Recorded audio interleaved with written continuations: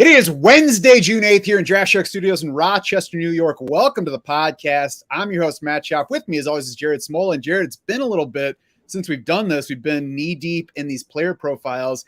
And, I had to decide before doing the stream today, are you going to trim off the stuff and look good for the camera for people on YouTube, or you just wear the work on your face? And I tend to do that just to, let people know I'm not over here relaxing, drinking cocktails by the pool. We're working.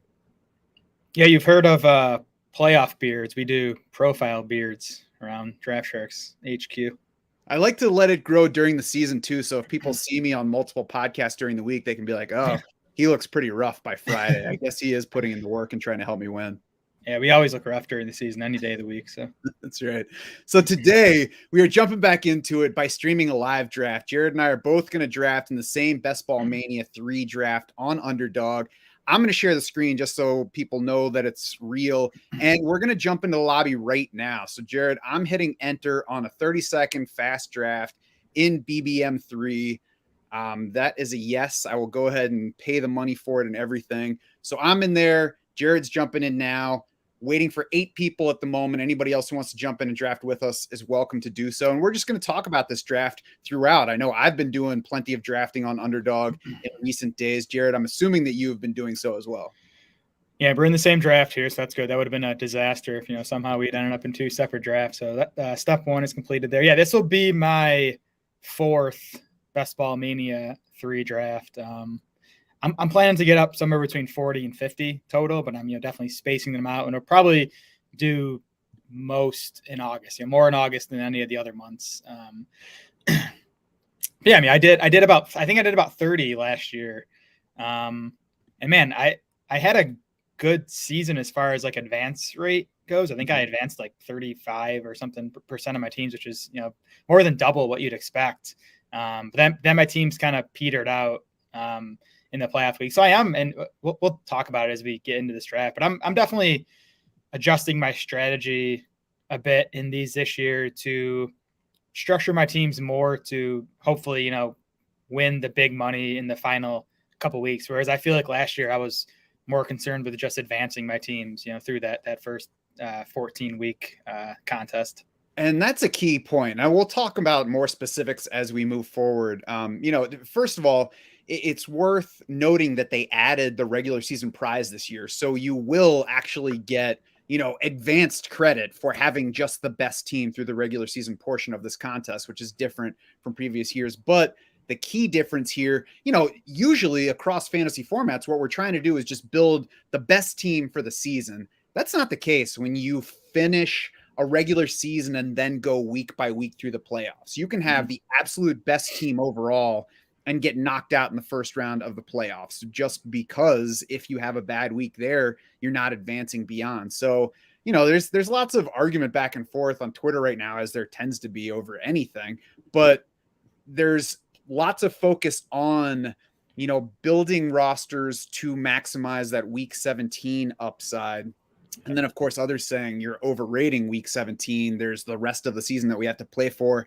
It's a mix of those. You can't just try to draft the best team, because if it stinks in week 16, then you have a lot lower, money winning upside than you do if you actually do pay some attention to week 17 as you're building out that roster.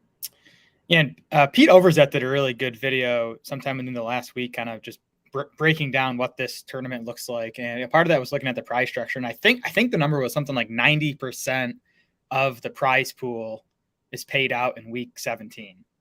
So I think we need to be optimizing for week 17. Yeah, it's going to be tough to get teams to week 17, but that if you're playing, you should treat this as a DFS GPP. It's a tournament. There's 450,000 teams in it, and a massive portion of the prize pool is paid to the top. There's $1 million this year to the best scoring team in the first 14 weeks of the season. But there's nothing for the second best scoring team of the season. So I'm not super worried about winning that. It's the week 17 paths that I'm sort of gunning for. Yeah. And the way that you do it wrong is to overplay week 17 and go reaching for these stacks that you want in the games that you think are going to be the fantasy focal points that week. the way to play it right, I think, is to, as you're building your team, look at those potential week 17 correlations. You know, if you start out with the Chiefs, and let me just check week 17 to say, to make sure I'm not saying the wrong teams, but you know, let's say you get Travis Kelce, Patrick Mahomes early in your draft.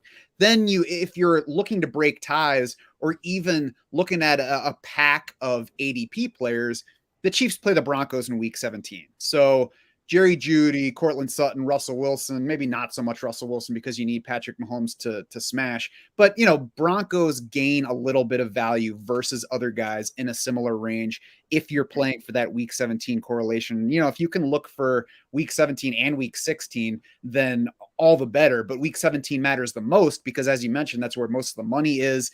And the previous weeks you're trying to finish high in a smaller group, whereas week 17 you're trying to beat the entire group of qualifiers.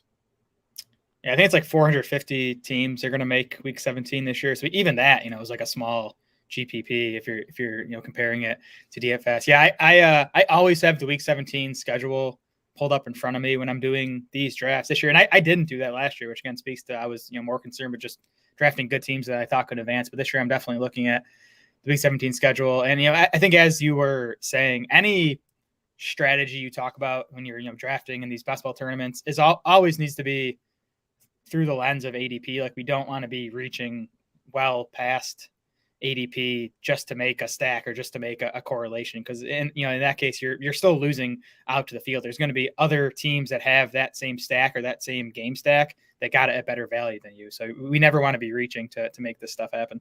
For sure. And, you know, beyond week 17, if you're overreaching to make your stacks work, then you're taking away the value that you gain by trying to stack in the first place. I think as we watch players come off the board, we can talk about some stacks that make more or less sense right now, some that cost more than they should or less than they should at the moment. I know we've talked about such players in, you know, just talking more generally about our draft approach so far, but it's more interesting to see it play out. And I think pretty early in the draft, we'll talk about maybe a stack that I'm not so excited about that's still pretty prominent in fantasy plans at this point. Who have you, I guess let me start by saying, where in round one have you enjoyed picking the most so far, or hated picking the most, if that's a stronger feeling?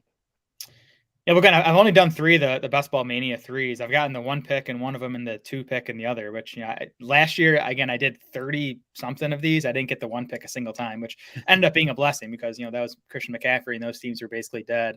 But yeah, I've picked 1, 2, and then I think my other draft was like 8 or 9. I love picking at the start of the draft, either 1 or 2, because I do think Taylor and McCaffrey are big edges there. And then I'm sure we'll get to him here, but you know, Saquon Barkley has regularly been available at that 2-3 turn. His ADP is climbing, so, you know, we'll see where he goes in this draft. I'm not sure he's going to be there at that point for much longer, but to me, you know, starting something like Jonathan Taylor and Saquon Barkley in a top heavy tournament like this, where you're just worried about upside, I think, you know, both those guys, you know, Taylor obviously, and I think Barkley, if he stays healthy, like, he has a good shot to be a top 5 fantasy back this year. So are you never taking Cooper Kupp among the top 2 if you're picking one of those 2 spots? No, I'm not taking Kupp over Taylor and McCaffrey. Three is where I'd take Kupp. That surprised me because Cooper Kupp is absolutely in the mix for me there. And not just does I think not just because I think he makes sense versus those 2 specific players, but I find the running back options a lot more attractive at my next 2 turns than I do the wide receiver option. So I feel better about what I have if I start with Cooper Kupp and then pick from what's left at the 2-3 turn as well as the 4-5 turn.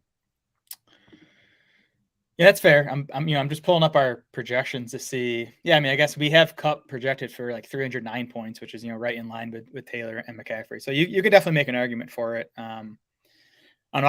I think, to me, Taylor and McCaffrey, unless you expect Kupp to do what he did last year, I think Taylor and McCaffrey have a better chance to just be that, you know, ultimate difference maker. I mean, I would say Kupp has a better chance of doing something close to what he did last year than what Jonathan Taylor does of doing close to what he did last year. Cooper Kupp's numbers, if you look at just the rates broken down, he didn't do a whole lot that was not repeatable other than, you know, making all of these things happen at once. And it's more a matter of being worried that all these things happen together. But touchdown rate, for example, wasn't out of line for him the way that it was for Jonathan Yeah. Taylor versus other guys.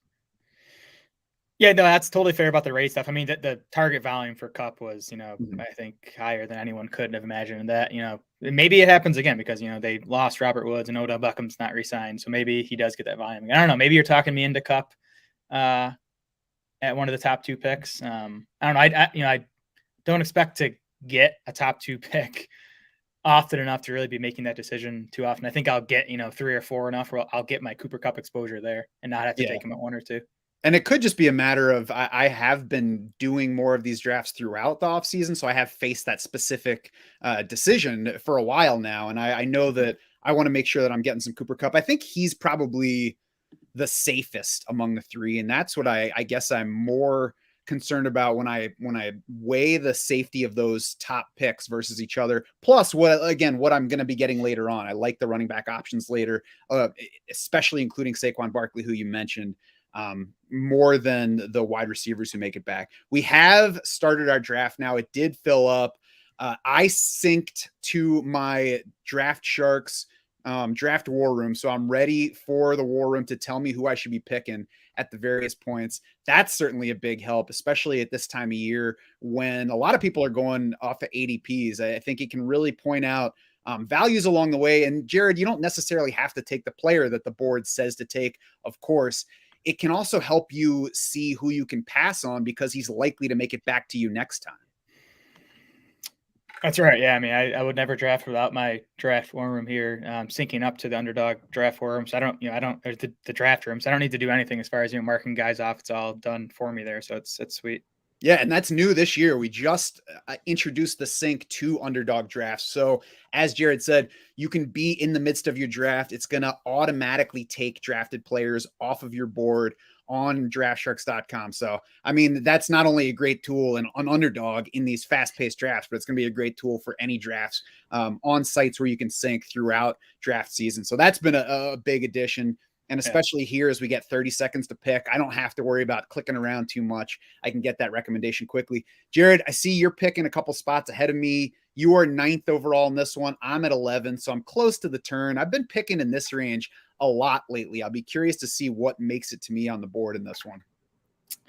And full disclosure for me too, I rarely do fast drafts on Underdog. To me, the whole structure of this tournament and all the things I'm trying to think about as far as the stacks and the correlations and the week 17 stuff. Wow, Mark Andrews goes at 8. Wow. That's why you do the fast drafts, by the way. Stuff like that happens a lot more often in these than it does in the slow ones. Yeah, I'm gonna take overweight Najee Harris here. I think that's who I took in my other draft that I had the 8 or 9 pick too. I'm just buying the volume for him.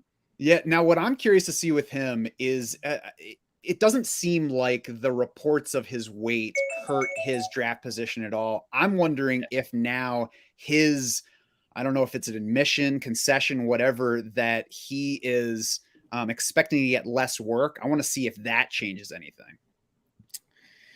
Yeah, that was a little surprising to read just because you rarely hear players come out and say, I expect less work. But I mean, Najee Harris pretty easily led the league in both offensive snaps and total touches last year. So, he can lose 10% and still be among the top 5 in terms of volume go. And you look at that depth chart, it's Benny Snell and Anthony McFarland behind Harris on the depth chart. So I don't think he's going to be coming off the field for those 2 guys very often.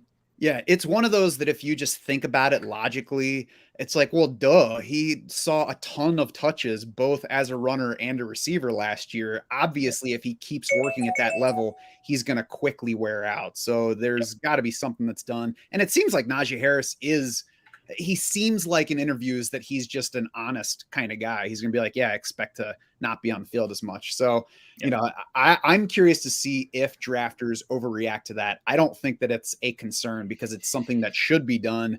And their running back situation was so bad last year. It can't do anything but get better behind him. But like you said, it's Anthony McFarland. It's Benny Snell right now. There's not a guy that's actually stealing a large number of touches from Najee Harris to actually hurt him fantasy wise.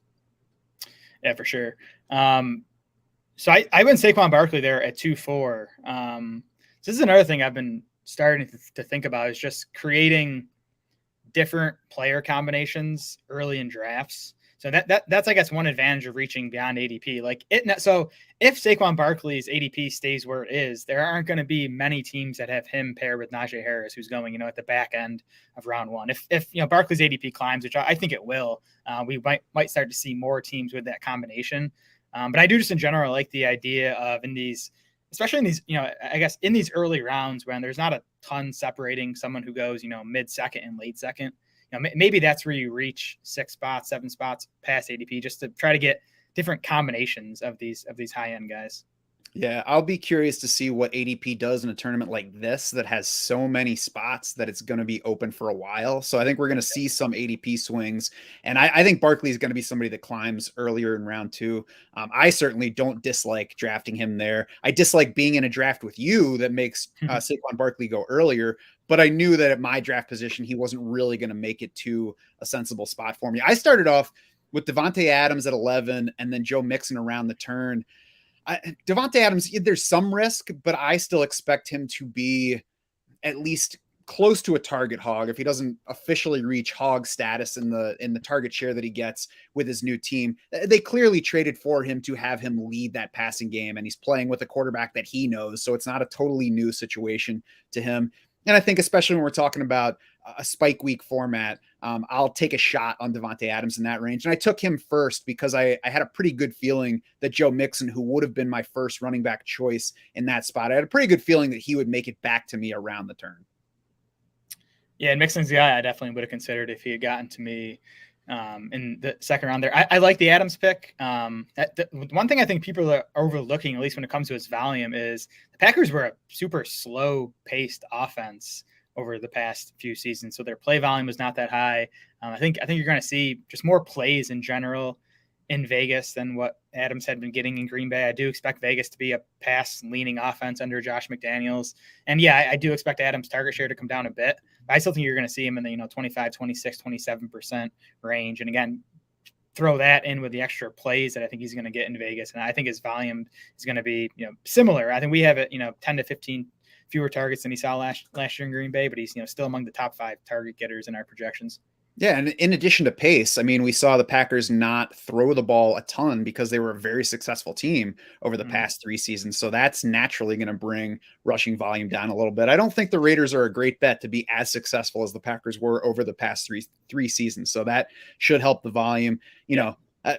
Will Davante Adams' target share fall significantly versus what it was in Green Bay? It's possible, but especially in this format, I'm not so concerned. And I think he adds some safety versus the running backs, especially in that range. And again, like I said, with Cooper Kupp at the top of the draft, I think there's some advantage, I guess, or at least safety advantage in taking a wide receiver right there if you're not sure on the wide receiver versus the running backs, because the wide receivers are going to leave the board quicker. You're going to find more attractive running backs available later on than you will wideouts. Yeah, I also just like taking AFC West players right now. I mean, there's going to be just some shootouts in that division. Who do the Raiders play? Okay, they get the Niners week 17, so it's not a AFC West game, but that could definitely still be a fun game. It could be, and there are certainly going to be 49ers options around. So that's it's good that you bring that up now. Just because I started with Davante Adams doesn't mean that I'm going to be hot after 49ers players the rest of the way. But there could come a point where I'm looking at Brandon Ayuk versus a similar receiver, or Trey Lance, considering when to draft my quarterback. Maybe it's Trey Lance, especially if Derek Carr doesn't happen to get to me. So, we'll consider those things as they come up. This is a tougher pick for me, I got to say, at the end of round 3. And I'm going to scroll through what's on the board a little bit, but I think I'm going to end up taking somebody that I don't love here. And I'll lean Courtland Sutton. And honestly, there's no strong reason for me to take him ahead of Jalen Waddle, Marquise Brown, Deontay Johnson. The reason I'll go Courtland Sutton over Jerry Jeudy here is because I think that he will be a deeper ADOT player and at least as much of an end zone target as Jerry Jeudy. So in this half PPR spike week format, plus the early buzz with Russell Wilson and Courtland Sutton working together, just has me leaning toward Courtland Sutton if I'm deciding between those guys. Yeah, well, I think in the the ADPs too, kind of surprising me, but Sutton's going, half a round ahead of Jerry Judy. I actually prefer Judy straight up. And there goes Judy. I was thinking maybe you would have had a chance to. Would you have taken Judy if he had gotten back to you there? I think that's a little too early to double up on those guys for me. I don't expect them to dominate things there the way that you might see, with like Justin Jefferson, Adam Thielen in Yep. Minnesota. Yep. This is another tough one for me, but I'm going to take a guy that I still think will be number one in Pittsburgh for the season over Marquise Brown, who's I think probably his best bet is to be the number one receiver in Arizona for a little bit and then split at best with DeAndre Hopkins going forward. So, I guess I can understand Marquise Brown in that range, but he hasn't been a buy for me there. So Jared's on the clock now. I'm at 3 receivers. I've got a running back. Jared just took Cam Akers in round 4. I probably should have considered Cam Akers a little bit more strongly, but we're also getting into the range where there are more running backs that I like than the field tends to like.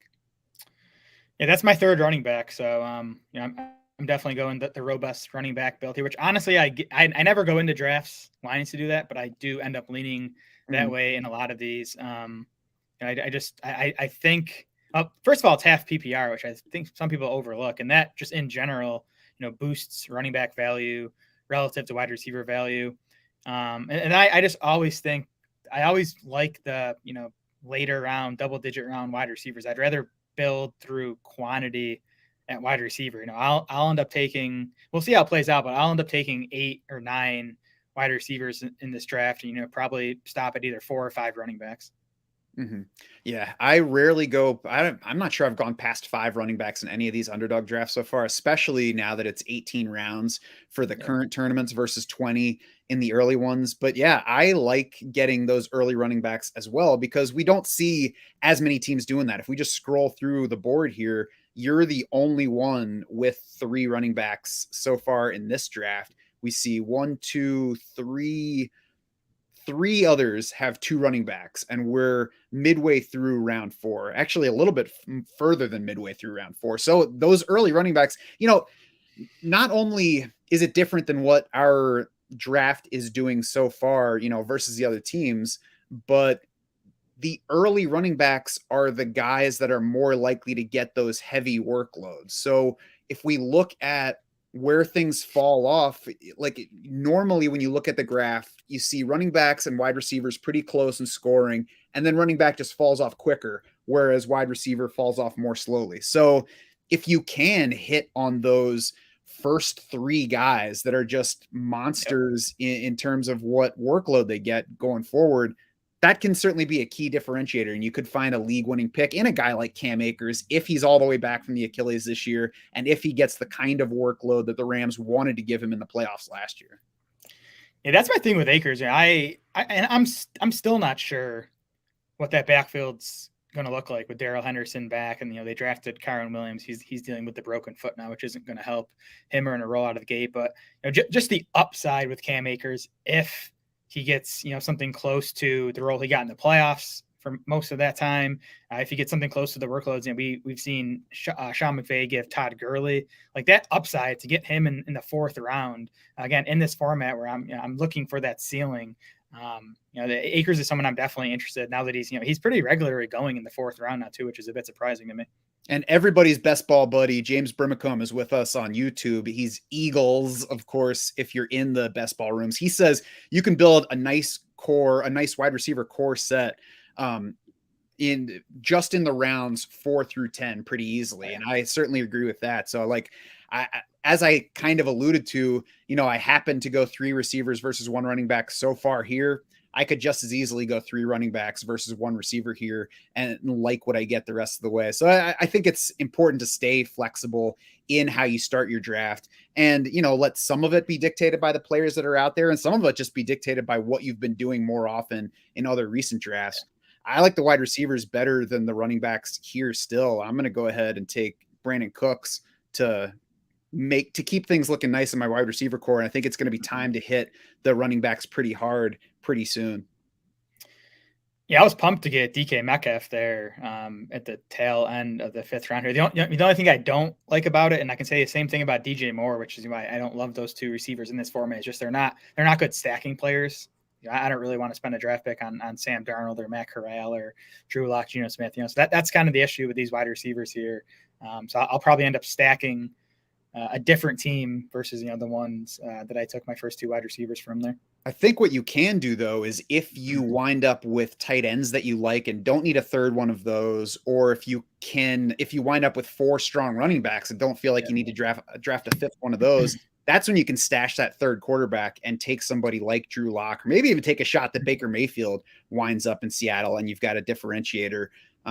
I think those are worth considering on that front. I'm going to take a shot here on Michael Thomas because I already have 4 wide receivers and there's a little bit less risk to him as my 5th one. Now we'll push off the running back question a little bit longer.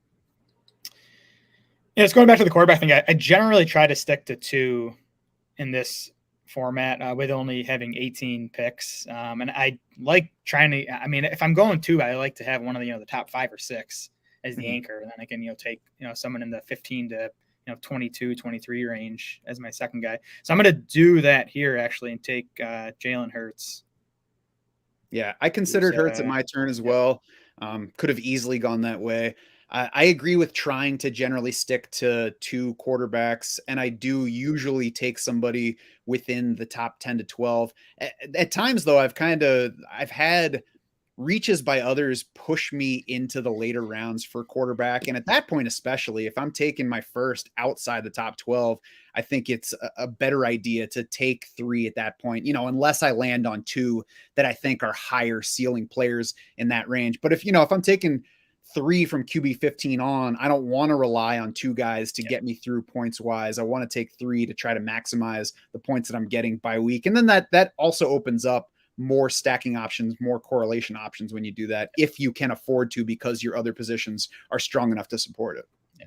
Yeah. And just in general, there's a ton of work that's been done out there about, optimal roster constructions, how to allocate those 18 picks across the different positions. But to me, it always depends on the specific team. If I take an elite tight end, I'm going to just take 2 of them. If I wait until, round 10 to take my first tight end, I'm very likely going to take 3, maybe even 4 in that case. And same goes with the other positions. My team here, I took 3 running backs in the first 4 rounds. I'm only going to take 1, maybe 2 more. Where if I had only taken 1 running back in the first 5 or 6 rounds, then I'm taking 5 or 6 of them. So it always depends. You always need to make sure you're balancing out your team based on, the capital you spend at each position early on.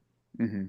Yeah, I think that's a key point. That's one that's easy to overlook as well. If you just if you get to a point where you're like, oh, I like the running backs better here, but you already have the 3 strong ones like you did, and you need wide receiver more, sometimes it's better to just reach over what you like and grab somebody you don't like. And that can also kind of naturally diversify the players that you have. There's a lot of talk of diversifying the portfolio.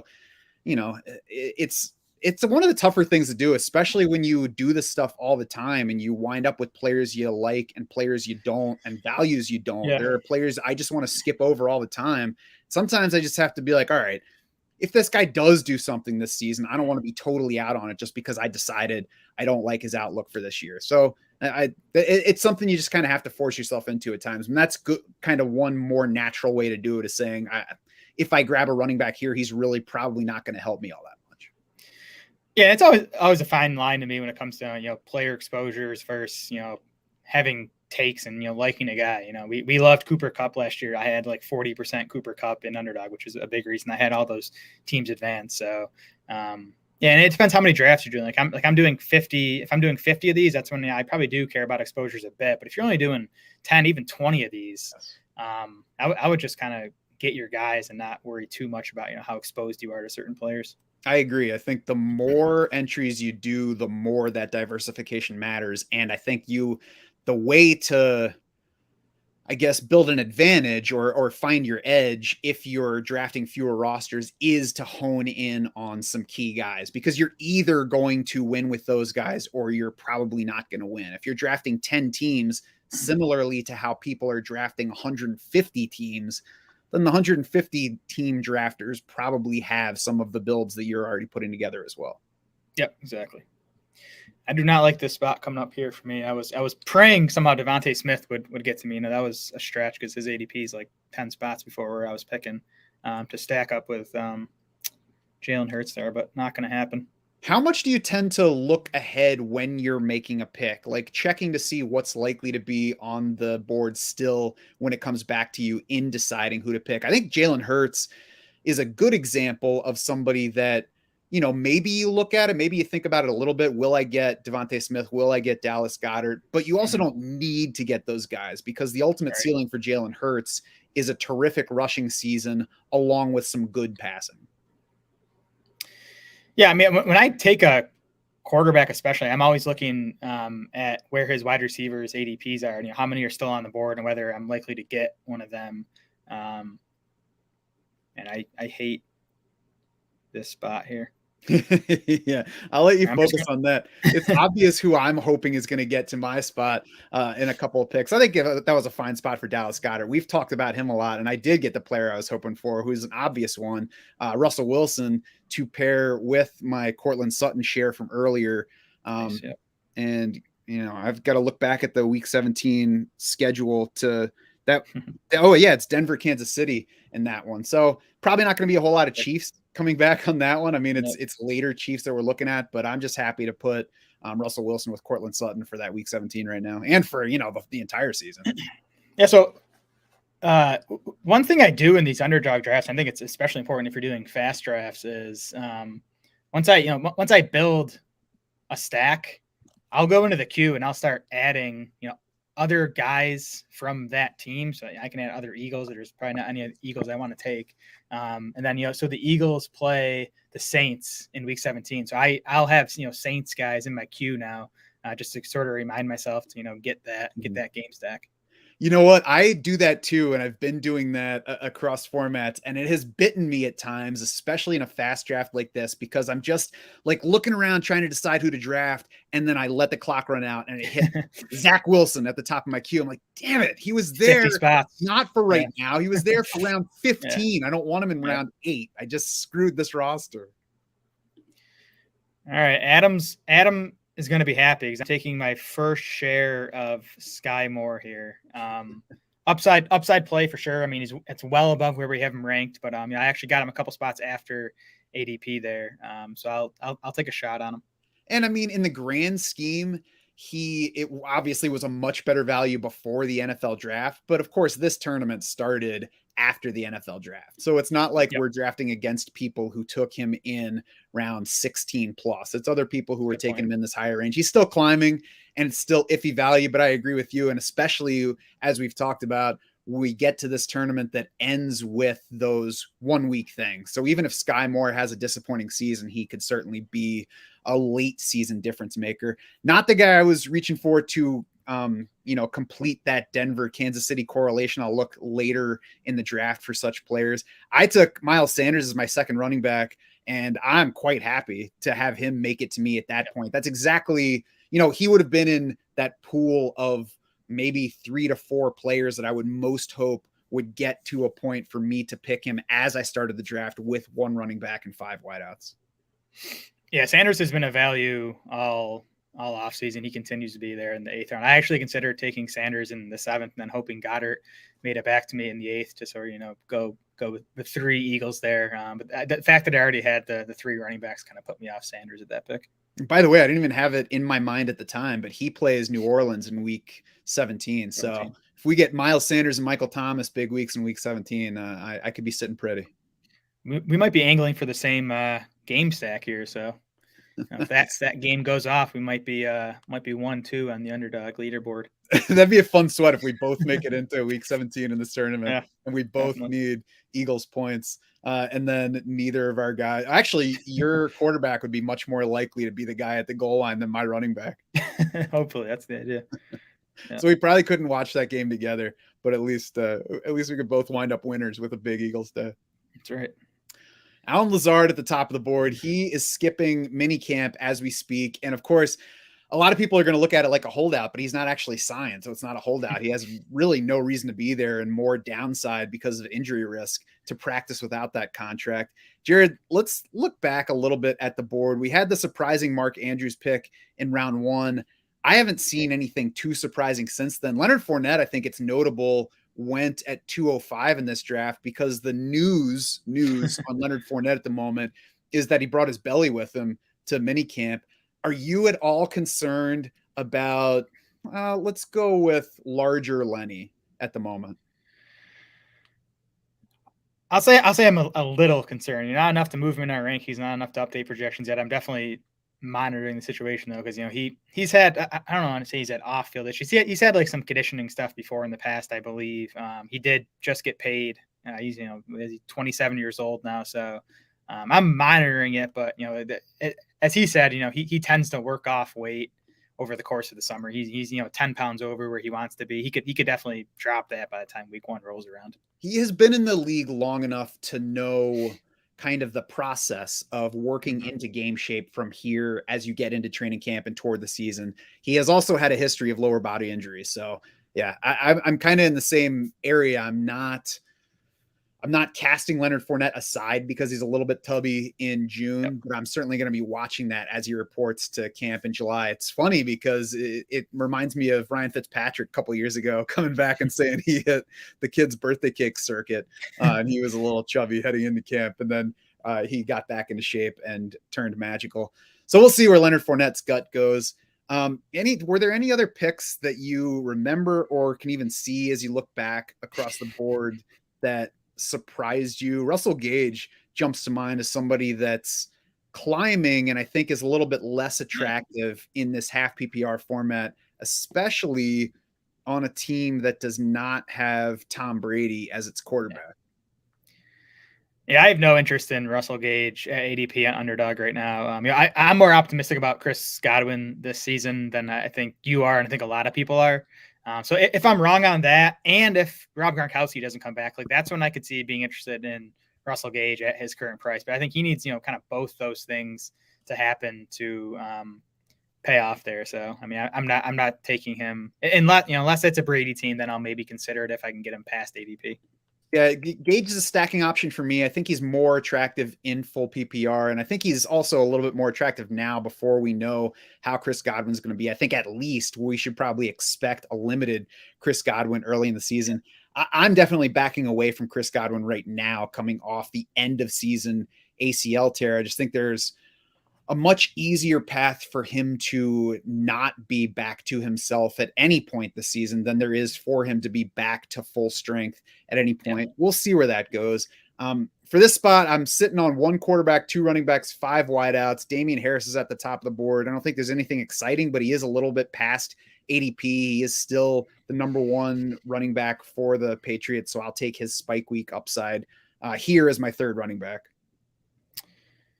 Don't mind that, especially in the half PPR. I took Marquez Valdes-Scantling, my 2nd straight Chiefs wide receiver. So I don't have Patrick Mahomes, but I'm building a little non-quarterback Chiefs stack there. I don't think it's the worst idea in the world. I think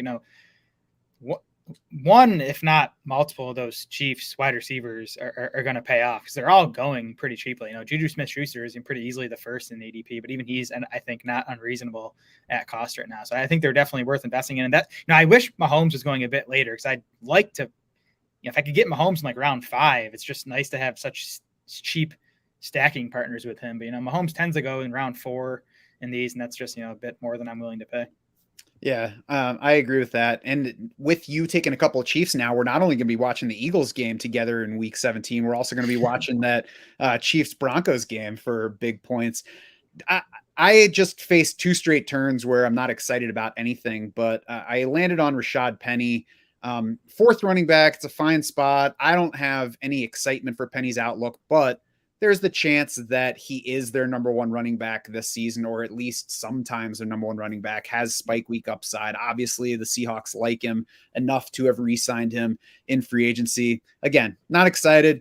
I took him because I need a running back, and I saw his upside more so than the other guys around him. I think, to me, at wide receiver, there are going to be very similar guys to Christian Watson, Jamison Williams and Kenny Galladay going forward. So I didn't feel the need. Michael Gallup was on the board. Tyler Boyd was on the board. So I didn't feel a need to grab a wide receiver. I didn't feel like I was gaining anything there. Tight end, maybe I should have gone Zach Ertz or Rob Gronkowski. I don't know. We'll see if I come back to regret that one, but there are tight ends available throughout as well. Jared, for me, Christian Watson and Jamison Williams are two guys that I'm really not interested in at all. I think Watson certainly has physical upside and he lands with that Green Bay team that needs wide receiver help, but he's going a little bit too early to actually be a high ceiling player for me right now. And I know that you feel similarly about him. Yeah, Watson's just going too high for me for a guy I just don't think is ready to make an impact this season. Like, I know the opportunity's there, but I just don't think he's ready to capture it. I mean, maybe I'm wrong, but I'm not taking him at that price. It's funny you mentioned Williams because I took Michael Gallup, and Gallup and Williams have the ACLs in common, and I like taking those types of guys, and I'll throw the suspended guy too, like DeAndre Hopkins, into that mix. If we're getting them at deflated ADPs, which I think we are, I like them in this format because, again, we're most concerned about week 17. And DeAndre Hopkins will, barring injury, will be on the field week 17. Jamison Williams will be on the field week 17. Michael Gallup will be on the field week 17. So I think those guys actually have more value in this format where we're, putting more emphasis on the end of the season. Mm-hmm. Yeah, I'm okay with such guys in round 10 plus. Jamison Williams is not a factor for me at all because he pairs the January ACL tear with being a rookie receiver, and Detroit, just invested a first round pick in him. So they, if anything, they should be motivated to bring him along slowly because they want long-term Jamison Williams success much more than they want 2022 Jamison Williams success. At least they should. So it's tough for me to envision anything big from him this year. And I think he's going too early for me to, just say, I hope he has a big week 16, week 17. Yeah. The price is the thing on Williams. I could see him having a nice second half of the season. I mean, what they paid to move up to get him. And I don't think like DJ Chark and even Amon-Ra St. Brown are like enough to, keep Williams out of the mix if he's healthy. But 10th round is a bit early for me. I think I actually took him in one of these Best Ball Mania 3s I've done. I think it was in the 11th or 12th round. His ADP does seem to be climbing. Yeah, I just say that I think it's much more likely that he's basically a non-factor this year than that he is a significant factor. So I'll just let somebody else take him where he's going. Rondale Moore, what do you think about him? I know you were a big fan of him last year. This is half PPR, so it hurts his outlook. But what do you think about him in general? We've talked a little bit about Arizona, about DeAndre Hopkins missing. Christian Kirk's gone. So there's obviously opportunity upside to him, but we also need him to get a lot further down the field before catching his passes this year than he was last year when he basically was getting running back level average target depth. And, I say that literally. He was like 1.3 in ADOT. Yeah, I mean, I liked him as a prospect coming out. I did see him as a guy with a low floor just because the size thing. And I think to me, his rookie season was discouraging. Definitely not throwing in the towel on him yet. And the Christian Kirk departure obviously helps. And then the DeAndre Hopkins suspension means like Moore has to be a big part of that offense for at least, the first 6 games of the season. Beyond that, we'll see, I guess. But yeah, his usage definitely needs to change. I know the Cardinals have already been talking up, using him in more diverse ways this season, getting him downfield more. So that's good to hear. And he's going at a price. And where did he go here? He went in the 11th round. Like, I think that's definitely a fair area to take a shot on him. Yeah, I think he's going in a fair price range. I think that his ceiling is pretty low for this particular format, but I have absolutely no problem with drafting him there.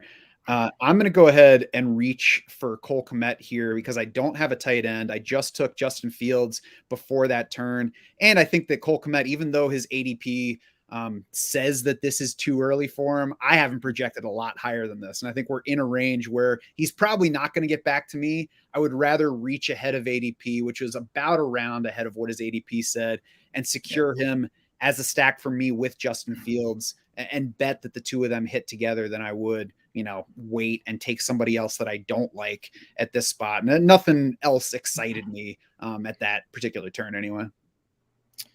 Yeah, I liked the I like the Fields pick, even despite the lack of weapons that he's going to be working with this season. I think the rushing upside alone makes him a nice pick at the end of the 11th. I was happy to get Jarvis Landry at 11:09 there. He completes my game stack there with that Hurts, Goddard, Eagle stack. Run it back with Landry in week 17. Mm-hmm. Yeah, I'll have to start looking a little bit more at week 17. I think this is really the range where I care about it. Like I said, I use it for some tiebreakers earlier, but this is the range where I think ADP versus value gets a lot more nebulous. You don't want to reach too far. And by too far, I mean further than you have to. Like, you don't want to take a guy in round 12 if you can almost definitely get him in round 15. So I want to be aware of that, and I don't want to overreach to that degree. But like I said with Cole Kmet, I don't think it's outlandish to draft him there because I haven't projected inside the top 12. So I like going for him right there. And I think in this range too is where I like to go ahead and put together some week 17 matchups. One that I have enjoyed so far is Arizona and Atlanta. And I think part of it is that they're not that difficult to just kind of collect random players from. Like, especially if I end up with Kyle Pitts through the early rounds, I think sticking, if you wind up with Kyler Murray on that team, you can get DeAndre Hopkins at that depressed value. And then late in the draft, you can stick somebody like Darrell Williams. And, maybe he ends up being nothing, but he also is the kind of guy that could end up being a differentiator, as he was in the final week of last season when he happened to step in for an injured Clyde Edwards-Helaire in Chiefs lineups. Bryan Edwards is there usually in the 18th round of these drafts. I'm still interested in him. AJ Green, I know it's not exciting, but he's there late. So yeah, I have that Arizona Atlanta game stack on one of those teams I've drafted so far. That the Falcons were actually Cordell Patterson, who I got in round 9 or 10, I want to say. Then I took Bryan Edwards with my last pick, and that was paired up with I think it's a Kyler Murray, Rondell Moore stack on that team. That Bears-Lions week 17 matchup is also potentially interesting. I'm not sure how much Detroit I'm going to get to go with my Justin Fields and Cole Kmet, but there are certainly options. And now is when it's time to look and see like when DJ Chark's going to go and consider things like that. Well, that's almost where we're getting to here as we dive deeper and there's more and more content on this underdog stuff. Like, everyone knows now to stack week 17 games. Now you have to start thinking about it like ownership wise for a GPP, like which of these games is going to be the most popular game stacks. It's obviously going to be, people want to stack Chiefs Broncos, they want to stack Bills Bengals, but like which game's going to be the sneaky shootout of week 17, which is like impossible to forecast this far in advance. But like, if you can nail that game, make it to that point and have a stack there, that's going to be, much more advantageous than having, the Chiefs Broncos stack that maybe, 25% of the teams in the finals are going to have. Mm-hmm.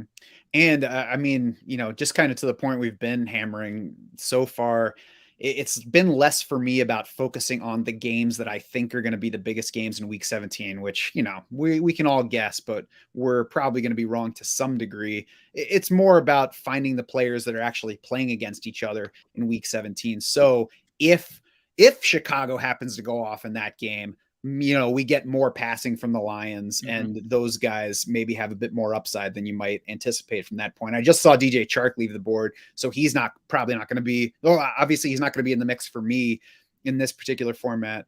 And that might be the last Detroit wide receiver that I would even look at here. So that might just free me from having to overthink taking Lions wide receivers on this particular roster.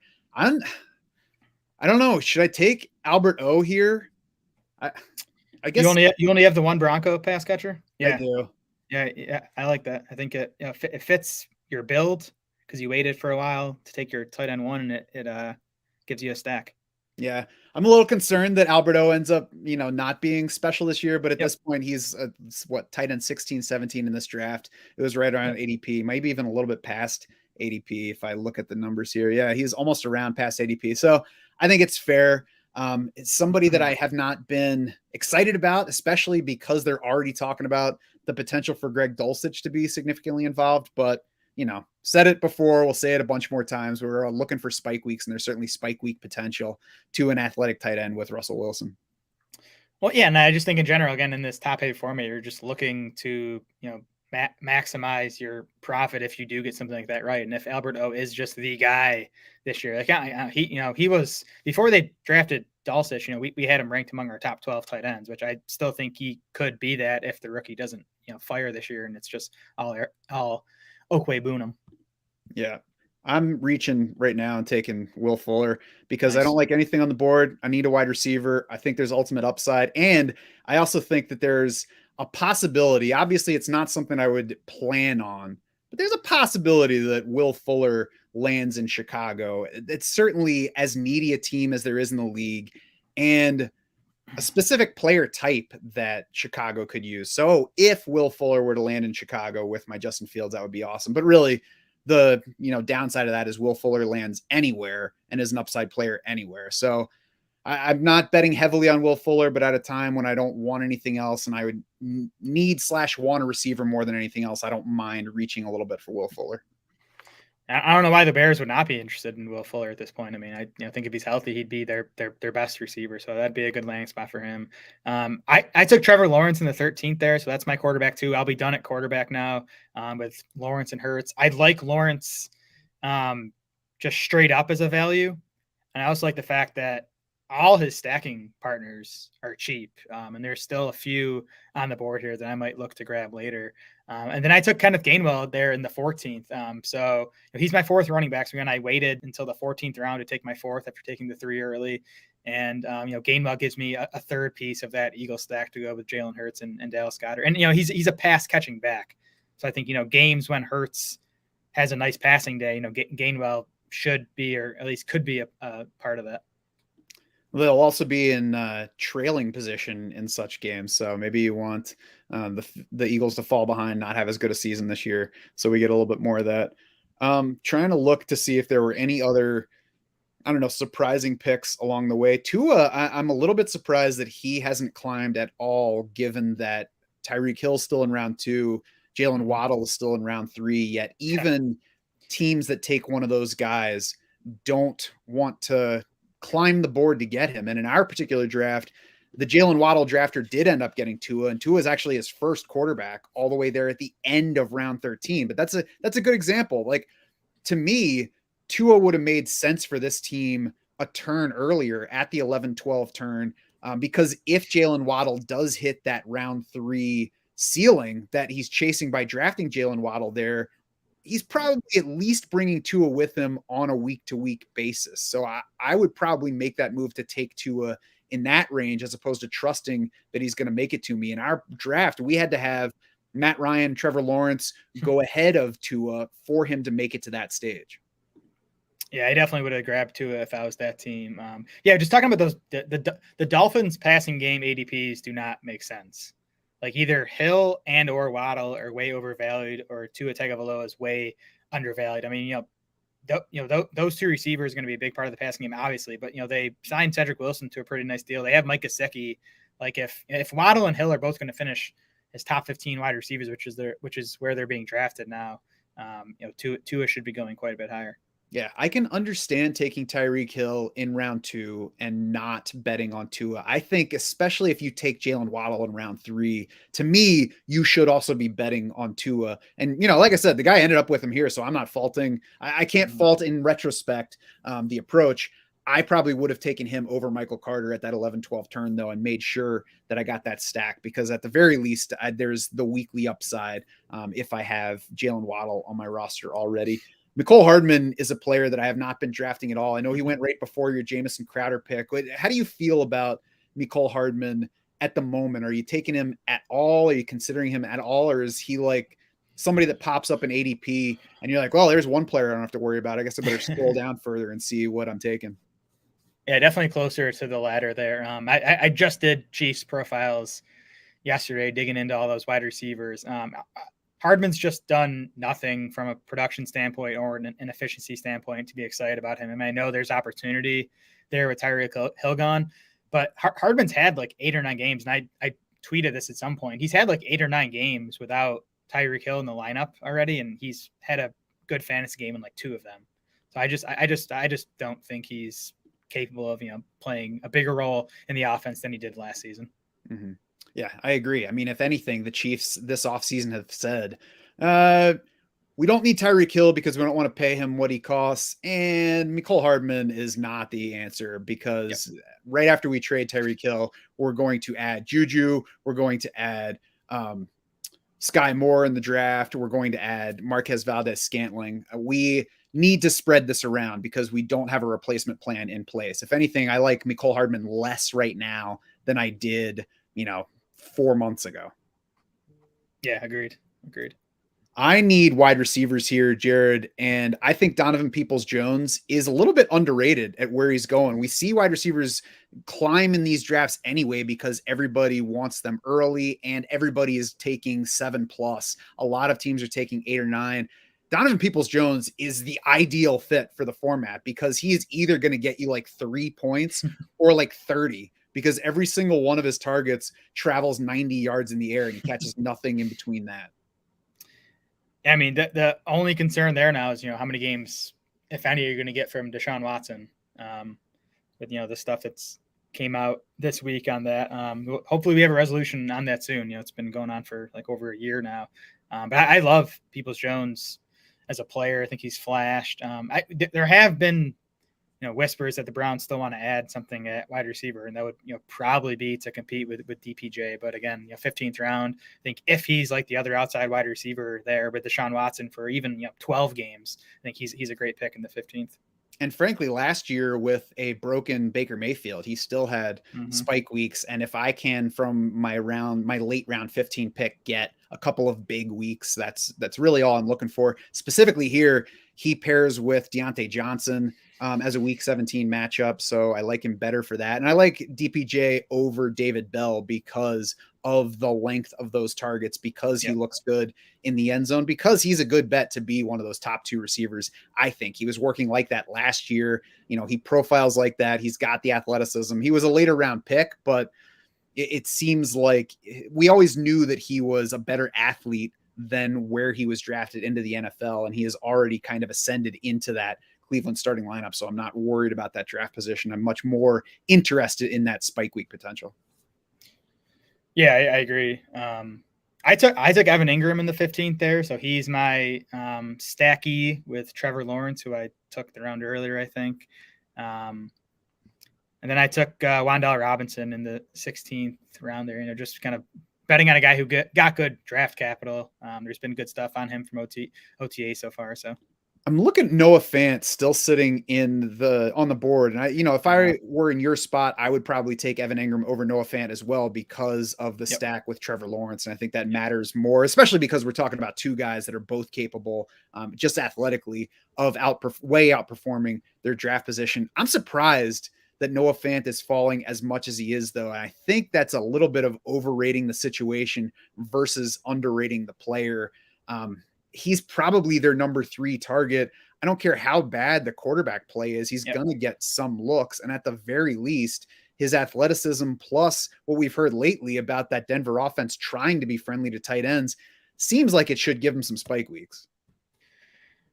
I don't want to be in on the Seahawks passing game, but with what's happening to their ADPs, I kind of am. DK Metcalf's wide receiver 22 now on Underdog. He's 17th in our half PPR rankings, and we're conservative with the projections on him. I mean, we have his efficiency way down from what it was with Russell Wilson, but Tyler Lockett's available in like the 8th or 9th round. Fant is going super late. They're just talented guys. I'm just going to bet on the talent. The volume, it might not be huge, but like those 3 guys are going to, soak up a vast majority of the targets there. So I think they're going to see enough volume. You bet on the talent, even with crappy quarterback play. I think they can pay off at their price tags right now. Yeah, I don't want to bet on the Seattle pass offense either, but neither does anybody. And that's the key, is you don't have to bet on them anymore. All you have to do is be like, okay, it's round 5. DK Metcalf does not suck. I think I'll go ahead and take DK Metcalf. Oh, it's the double-digit rounds. It's round 15, 16. Noah Fant doesn't suck. I'm going to go ahead and take Noah Fant. I mean, that's really all there is. Same thing with Tyler Lockett, as you mentioned. I mean, it's when everybody doesn't want them, that should make you, if it doesn't make you start to want them, it should at least make you say, well, is this guy going too far down the board? And I think in the case of all 3 of those Seahawks, it absolutely is pushing all 3 of them too far down the board. Yeah, and again, I mentioned this before with DK. I think what does hurt them in this format is people don't want to stack them. But I mean, you don't need to stack every single one of your picks. You're not going to stack every one of your picks. You're going to stack, 2 or maybe 3 of them with your quarterbacks. So at some point, they definitely become values. And I think they're all at that point right now where they're worth taking. Right. And you find people, mocking the idea of focusing so much on stacks and so much on week 17. And I think that's when you do get yourself into trouble, is if you're so concerned about stacking that you don't want a very good Seattle receiver just because you don't want Drew Lock, or more importantly, because you don't know who the Seattle starting quarterback is going to be right now. For one, you can take some of any of the Seattle quarterbacks or even spread it around if you're drafting a lot. And there are so many volume drafters at this point. I'm surprised that at least that hasn't acted as a safety net for those. But, you can, if you are even drafting for moderate volume, you can take a few shares of Drew Lock, or 2 shares. You know what? Take like some DK Metcalf, put some of that DK Metcalf with Drew Lock, and that could be a differentiator if he does happen to start for them all season, and they do have some spike weeks and key spots. Yep. Very happy to get Brian Robinson there. He's a guy and I'm kind of in on Antonio Gibson even at his price tag, but that doesn't mean I'm out on Robinson. I think, in the 17th round, I think worst case, he's a really nice handcuff behind a guy in Gibson who had trouble staying healthy already through 2 NFL seasons. Then I don't know, there was talking, I think Robinson might play a pretty sizable role, maybe he gets some goal line stuff. So I like him. He's a guy I've been taking a few times when he gets here, and this was like 10 spots after his ADP, but even if you have to take him in the 16th round, I think he's a nice pick. I went with something that could be a bad idea and took the other Denver tight end that I was thinking of. It's Greg Dulcich. So now I've got him and Albert O. You don't want to handcuff people, but it's a position where they each could produce, as we saw with Albert O and Noah Fant last year. I think it's late enough. And I was looking for a third tight end anyway, so I don't feel bad about taking that shot. I think I'm going to round it out. I think I'm going to round it out here with a running back. And, it's kind of a coin flip among the options, but I guess I like the upside on Sony Michel here. I think because I went so wide receiver heavy early, it would not make sense to keep throwing darts at wide receiver here as opposed to throwing darts at running back, because, I started with Mixon, Miles Sanders, Damian Harris, Rashad Penny, upside to all those guys, but they also all went late enough that I'm not betting heavily on anybody beyond Mixon being a stud this year. So I might as well throw in one more guy that has, not a long path to fantasy relevance in Miami this season. So I'm just looking through now, with my last pick, trying to see if there's any other game stacks I can make with guys currently on my team. I'm honestly not. That's the stuff that gets difficult when you're doing the fast draft. That's exactly, why you do the slow drafts, because So, when in doubt, I'm just going to take Bryan Edwards. There you go. Yeah. So that's why I love doing the slow drafts, is because when my turn comes up, I'm like, all right, so let's see now who's playing my teams in week 17. Let's check the latest injury updates. So, there's certainly upside and downside to both formats. Again, the upside, I think, to these is that everybody's on that quick clock and, making fast decisions, and you see guys go very different than usual ADP. But certainly it's nice to have more time to look into those correlations in the slower format. Yeah, we're, not only doing a fast draft, we're also trying to do this live stream. So, makes this will not be my best underdog team I draft, because it's a fast draft and because I'm trying to talk while doing it. It's funny if it winds up being your top performing one though too, because what, we don't want to pay too much attention to all those things, right? So if we have a slow draft going, sometimes we have time to overthink it instead of just being like, all right, I got the Eagles and the Saints that week. Let's see, Chris Olave is on the board right here. I don't know. I'll take Chris Olave, and maybe that ends up working out. So there's room to both over and underthink it.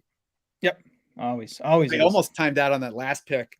Not that last pick. It was my second wide receiver pick in my previous turn. Landed on Curtis Samuel, which Curtis Samuel I was really excited about until the team drafted Jahan Dotson. So I guess I would not say that I'm excited about Curtis Samuel at this point. I do still consider him an upside player, though. Yeah, I think there's still room for him. I mean, the Dotson addition hurt, but I still think there's room for a guy they're paying a crap ton of money to. And they got absolutely nothing out of him last year. But if that groin issue is behind him, I still think he can pay off in best ball. He's going to be tough to peg when he's going to have a useful game, but in best ball, I think he can give you 4 or 5 useful weeks. Yeah, what I'm most interested in seeing with him is how they use him, I guess.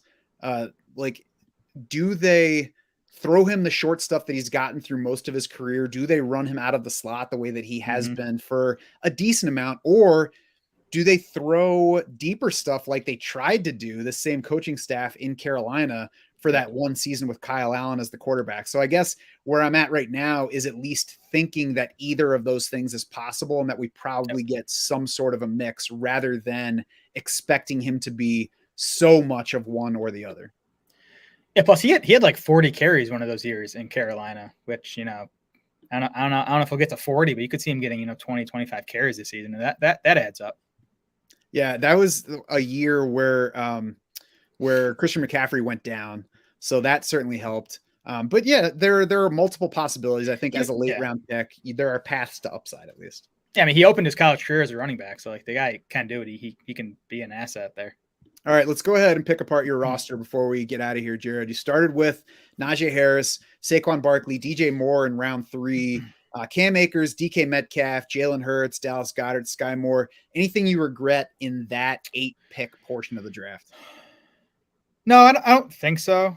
I mean, the Moore pick I didn't love at value, but again, it was a few spots behind his underdog ADP, so I theoretically got value compared to the field there. And I do like the upside on him, which again is definitely what we're focused on in this format. Yeah, that's a tough portion of the draft at wide receiver in particular, because I don't love Cortland Sutton late in round 3 either. And I don't love DJ Moore because of his surroundings, but they're both good players. They're both in spots where they could have good weeks and good seasons overall. So it's the kind of player you just say, all right, I don't love anything, so I'll just take DJ Moore because I like the player. Yeah, I mean, again, my biggest issue with those guys is they're, to me, not really stackable. They're not guys I want to stack. But I'm happy with the correlation I was able to finish with on this team with the 3 Eagles and the Jarvis Landry run back, and then I have the Trevor Lawrence to Evan Ingram stack as well. Anything I should have done differently in my first 8 picks here that we're looking at? Let me see. I went to Devontae Adams in round 1, then Joe Mixon around the turn, Cortland Sutton, Deontay Johnson, Brandon Cooks, Michael Thomas, Russell Wilson, Miles Sanders with my first 8 selections. I mean, to me, I prefer like Jalen Waddle to Cortland Sutton. So I got, if you're talking individual players, like that's one difference I would have made. But I like the structure. So you took the 1 running back early. How many backs did you end up with? 5. Okay. Yeah, I ended up with 5. And here's where I took 3 of them right in a row. Yep. Yeah, I mean the Sanders Harris especially, getting them where you got them as your second and third, I think makes sense. And then Penny definitely has the upside. I'm working on the Seahawks profiles today. I'm not convinced that Kenneth Walker is going to lead that team in carries this season. And Pete Carroll has shown us that he'll just go with whoever he thinks is the best player. And I think there's a chance that ends up being Rashad Penny this season. Yeah, I mean, as well as anybody that I started draft season being skeptical of Rashad Penny because we've gotten a whole lot more bad than we have good from him through his NFL career so far. But if we're in round 10 with however many running backs off the board, then it's like, all right, I'll take a shot that Rashad Penny comes anywhere close to his ceiling, even for a portion of the season. And if he does that as my running back 4 in round 10, then things are working out. Yep, for sure. After that, for me, Justin Fields, Cole Kmet, Alberto, William Fuller, Donovan Peoples-Jones, Curtis Samuel, Greg Dulcich, Sony Michel. So, I finished off receiver kind of taking shots on lower floor, higher ceiling guys. I think that's something I'm more willing to do when I do start out with, this strong base of 5 wideouts. Maybe I should have stopped at 7 here and done something a little bit more different, but I feel all right about taking shots on those guys and just kind of reaping the spike weeks without needing to rely on them. Yeah, I definitely think you could make an argument for taking 6 running backs on this team after you only took, 1 through the first 7 rounds. But man, it's tough to get excited about a lot of the running backs once you get past like round 12 to me. And these 30-second clocks make it especially difficult because I'm looking at the ADP board of 6 guys that I don't want to draft, and I have to take one of them or scroll to the point where I find somebody that I would rather take. And that's sometimes where I get myself into trouble and waiting a little too long on the clock. Looking over to your squad in this stage, Jarvis Landry, Jamison Crowder, Trevor Lawrence, Kenneth Gainwell, Evan Engram, Wandale Robinson, Bryan Edwards to close out your draft. Any comments on that segment of players? Yeah, well, my 10th round pick, Michael Gallup, was one of my favorite of this draft. Actually, again, just going back to the fact that we're focused on, the end of the season here. And, if he gets over that ACL and, there's no Amari Cooper in Dallas anymore, there's no Cedric Wilson, Gallup could be seeing career high target shares over the second half of the season. So to get him in the 10th round, I like. The rest of the guys I don't really love just straight up, but I do think they make sense on this team. Like Jarvis Landry, again, is my week 17 run back with the Eagles stack there. Kenneth Gainwell goes along with it. I love Trevor Lawrence and Evan Engram. Those are 2 guys I'm probably going to end up with a lot this season, and to be able to get them stacked up together in the 13th and 15th round, I definitely like that as my secondary stack. And then I mentioned Brian Robinson. He's probably at this point like my favorite super late round running back pick in these underdog drafts. Would you draft him to the same team in this particular format as you have Antonio Gibson? I wouldn't. I mean, it's closer now that Gibson's going so late. If Gibson was a 3rd round pick, then at that point you're betting on a big season out of Antonio Gibson. If you get him in the 6th, it's not as all in. But I still don't like handcuffing at all in these best ball tournaments, because you're betting on that starter to have a big season if you're really going to get to the top of this. Yeah, I agree. I don't think he's going quite late enough for it to make sense. I think that there is some room for you to get 2 running backs on the same team.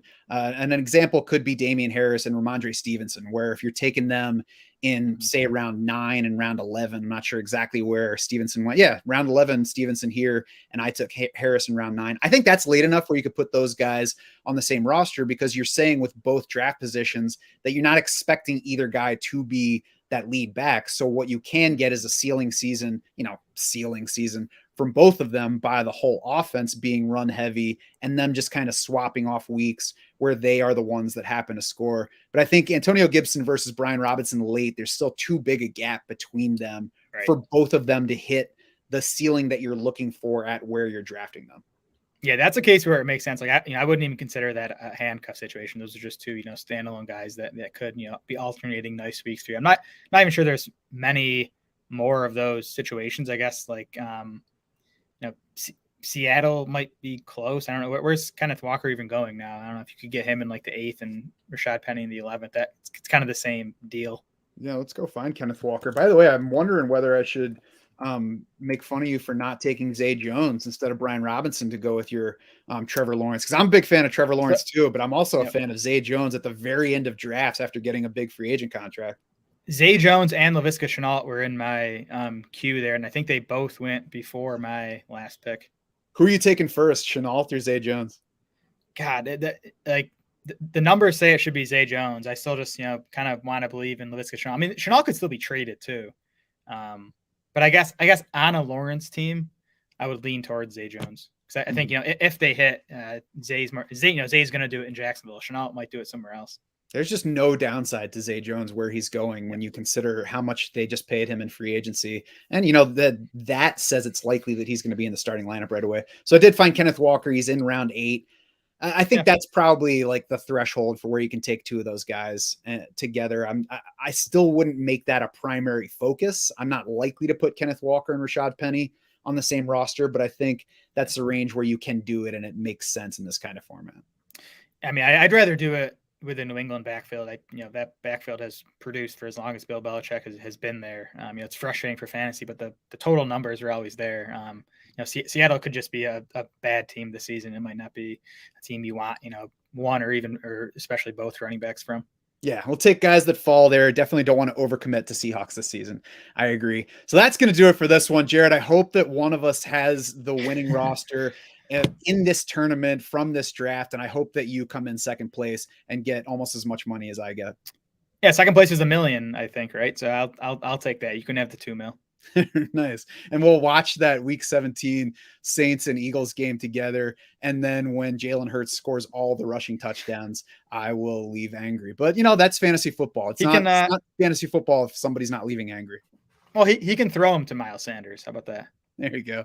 That would be ideal. Hopefully that means that there's less Kenneth Gainwell around the goal line than we got early last season. But that'll help all my Miles Sanders shares. So that'll do it for this time. We'll be back on here soon. We'll be definitely rolling out a lot more podcasts now that we have had some time to get these profiles, almost all of them done, still finishing up. But you can find lots of players available now on DraftSharks.com, including a bunch of free previews. If you're not yet a DS Insider for some reason, because you don't like syncing your draft board to draft rooms and getting help throughout your draft and winning money, if you're not a DS Insider yet, you can check out some free samples, see what kind of stuff is behind the curtain. You can also get a look at the tools before committing full time. So go to DraftSharks.com. Even if you're not an insider yet, you'll find out the things that you can get by becoming an insider that we alluded to throughout the show. For Jared Smola and the rest of the Draft Sharks crew, I'm Matt Schauf saying thanks so much for swimming with us.